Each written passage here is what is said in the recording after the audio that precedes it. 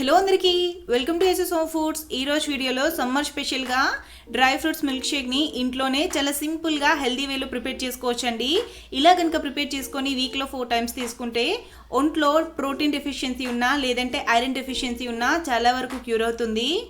దీనికోసం ముందుగా బాదంని ఇలా శుభ్రంగా కడుక్కొని ఒక 2 అవర్స్ నానబెట్టుకోవాలండి. అలానే ఇక్కడ ఎండు ఖర్జూరాన్ని కూడాను బాగా కడుక్కొని 2 అవర్స్ నానబెట్టుకోవాలి. ఈ రెండింటిని ఇలా పక్కన పెట్టుకొని ఇందులోకి కొద్దిగా ఖర్జూరం ఇంకా కిస్మిస్ని కూడా పక్కన పెట్టుకుంటున్నాను. మీ దగ్గర డ్రై నట్స్ అనేవి ఏవి అవైలబుల్గా ఉన్నా వాటిని ఇలా సర్వ్ చేసుకోండి, చాలా బాగుంటుంది.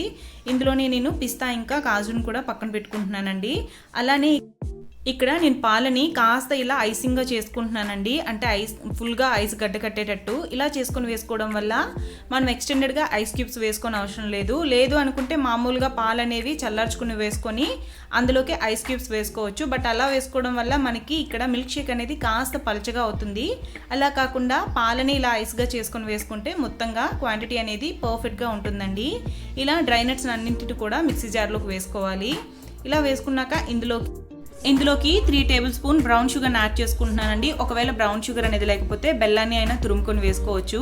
మీకు కనుక బెల్లం ఫ్లేవర్ అనేది ఇష్టం లేకపోతే షుగర్ అయినా యాడ్ చేసుకోవచ్చండి. ఇలా బెల్లాన్ని వేసుకున్నాక ఇందులోకి 2 ఇలాచీని కూడా వేసుకొని అలానే మనం ముందుగా ఐసింగ్ చేసి పెట్టుకున్న పాలని కూడా వేసేసుకోవాలండి. వీలైనంత మట్టుగా బాగా మెత్తగా మిక్సీ పట్టుకోవాలండి. ఇలా ఒకసారి మెత్తగా మిక్సీ పట్టుకున్నాక ఇందులోకి కాచి చల్లార్చిన పాలని కూడా 1 గ్లాస్ వరకు యాడ్ చేసుకొని మళ్ళీ ఇంకోసారి బాగా మిక్సీ పట్టుకోవాలండి. ఇంతే అండి, ఎంతో హెల్దీ అయిన డ్రై ఫ్రూట్ మిల్క్ షేక్ అనేది రెడీ అయిపోయింది. చల్లగా అండ్ హెల్దీగా.